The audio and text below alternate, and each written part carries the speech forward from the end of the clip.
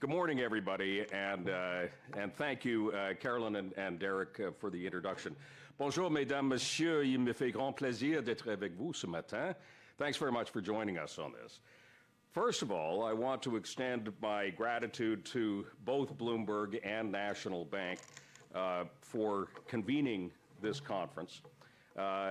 It's an exceptional conference, and as you can see in the program, you've got a pretty impressive lineup of panelists and speakers. This is the 12th edition of this conference, and I think that after you've done 10, you can declare it to be a success, so there are 2 past that right now. But it really is a testament to the dedication of both Bloomberg and National Bank that this is now 12. Their commitment to delivering valuable insights into the Canadian economy and capital markets really is truly commendable and a great help to somebody like me. On a personal note, this is my second conference since arriving in New York as the Consul General, and much like High Level Week at the United Nations in September, this annual conference has become sort of a key milestone for me, marking the transition from summer to fall. Although with the weather in New York these days, you might not know it, this is not a traditional Canadian fall.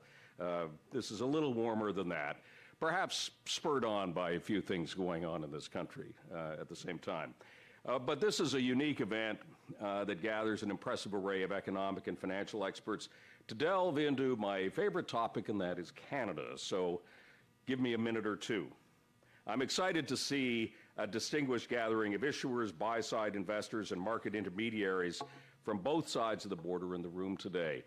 Your collective presence underscores the essential role you play in facilitating the vital flow of capital between our two nations.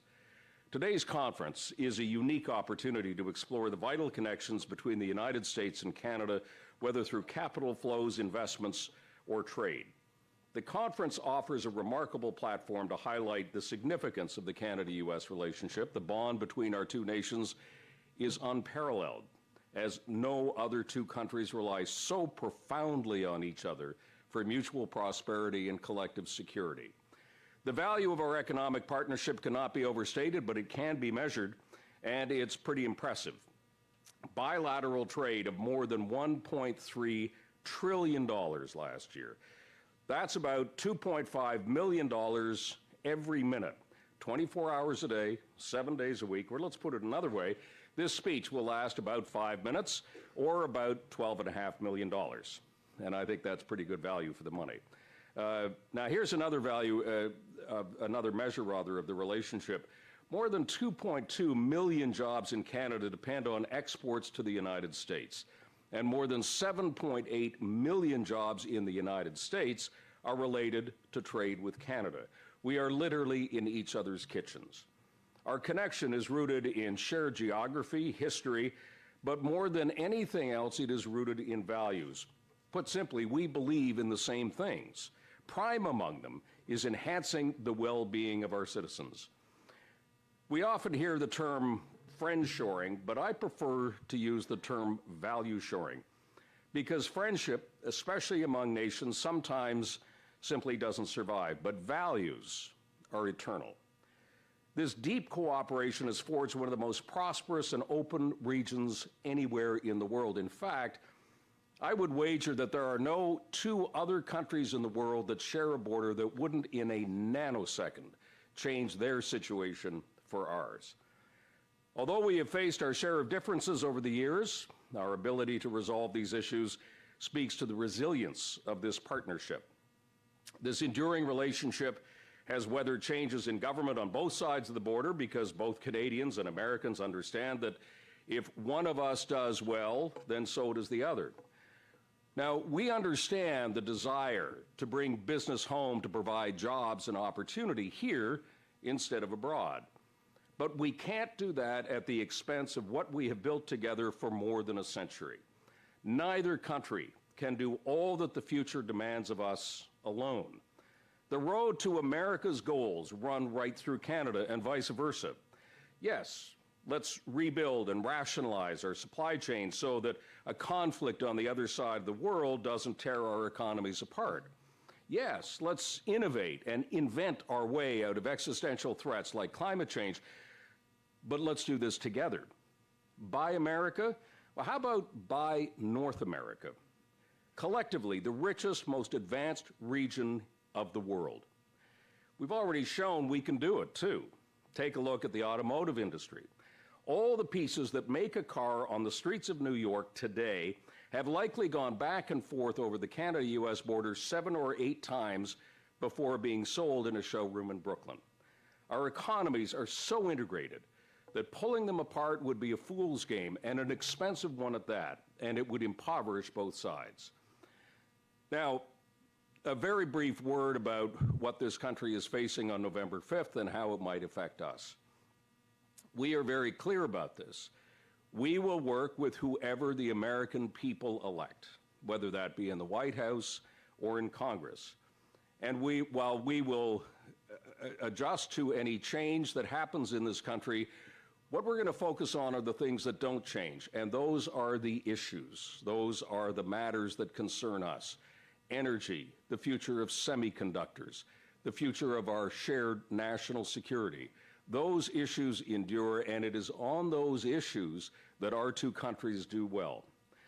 The new economy, the electrified AI-based world, needs really just 4 things to take hold.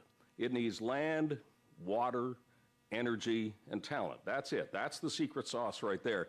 And we have all 4, both in Canada and in the United States.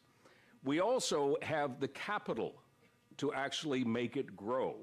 And few, if any, other regions in the world have it so good. Why wouldn't we want to nurture this garden? But it's already started. From critical minerals to the development of EV batteries to semiconductors that will power the present and the future, we together, as I said, have it all. Let me color all of this with some sound economic context. Recent years have been characterized by elevated interest rates and tighter liquidity across many countries, including Canada, resulting in increased costs for capital for businesses and higher financing costs for consumers. Now, as we gather for this conference, inflation in Canada is now back on target at about 2%. It's actually 1.6%, while the labor market is starting to ease, setting the stage for more rate cuts to ensure a soft or softer landing.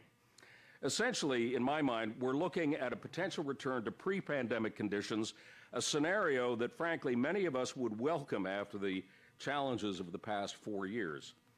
And the story coming out of Canada is indeed very promising right now.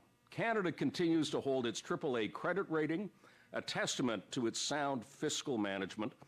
Our public deficits are relatively modest and declining, and our net debt to GDP ratio is well below that of our G7 peers. Our financial system remains robust and resilient, providing a solid foundation for economic stability. The IMF projects that Canada's real GDP will grow by 1.3% in 2024, making it the 2nd fastest growing economy in the G7, just behind the United States. For 2025, the forecast is even brighter, with a 2.4% growth rate that could see Canada leading the G7 in economic expansion. While Canada's economy remains strong and resilient, we must stay vigilant in tackling some key domestic and global challenges. Those include housing affordability, inclusive growth, and the transition to a clean economy. On this last point, Canada is leading the global race to attract investment and harness the opportunities of a clean economy. Our government has announced an ambitious net zero economic plan committing over 160 billion Canadian dollars to this crucial transition. This plan features a groundbreaking suite of major economic investment tax credits expected to provide $93 billion in incentives by 2034-35.